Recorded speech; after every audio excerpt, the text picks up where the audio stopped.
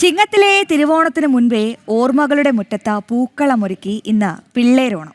കർക്കിടക മാസത്തിലെ തിരുവോണ നാളിൽ ആഘോഷിക്കുന്ന ഈ കുട്ടിയോണം വരവറിയിക്കുന്നത് വരാനിരിക്കുന്ന വലിയ സമൃദ്ധിയുടേതാണ്.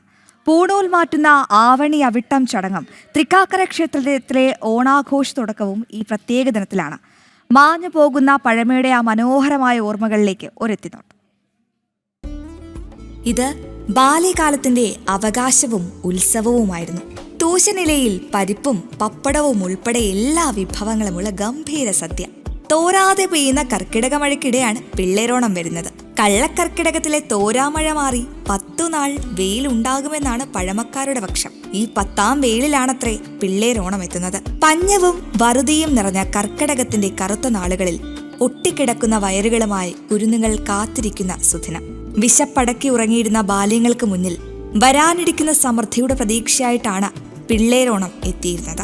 ചിങ്ങത്തിലെ തിരുവോണം മഹാബലിയുടേതാണെങ്കിൽ കർക്കിടകത്തിലെ ഈ കുട്ടിയോണം വാമനമൂർത്തിയുടേതാണെന്നാണ് സങ്കല്പം. തിരുവോണത്തിന്റെ അത്രയും വലിയ ആർഭാടങ്ങളില്ല എങ്കിലും വീട്ടുമുറ്റത്ത് അതൊരു കൊച്ചു പൂക്കളമായി വിരിയും.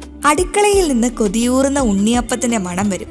കുഞ്ഞു കൈകളിൽ ചുമന്ന് തുടുക്കുന്ന മൈലാഞ്ചിച്ചാറിന്റെ ഭംഗി വിരിയും. കർക്കിടകത്തിലെ തിരുവോണം ആവണി അവിട്ടം എന്ന പേരിൽ ആചാരപരമായ പ്രാധാന്യമുള്ള ദിവസം കൂടിയാണ്. കഴിഞ്ഞ ഒരു വർഷത്തെ പാപദോഷങ്ങൾ പൂണൂലിനൊപ്പം ജലത്തിൽ നിമജ്ജനം ചെയ്ത് പുതിയ കർമ്മങ്ങളിലേക്ക് പ്രവേശിക്കുന്ന പൂണൂൽമാറ്റ ചടങ്ങുകളും ഈ നാളിന്റെ പ്രത്യേകതയാണ്. തൃക്കാക്കര ക്ഷേത്രത്തിലെ 28 ദിവസം നീളുന്ന ഓണാഘോഷങ്ങൾക്കും തുടക്കമാകുന്നത് ഇതേ കർക്കിടകത്തിലെ തിരുവോണ നാളിൽ തന്നെ.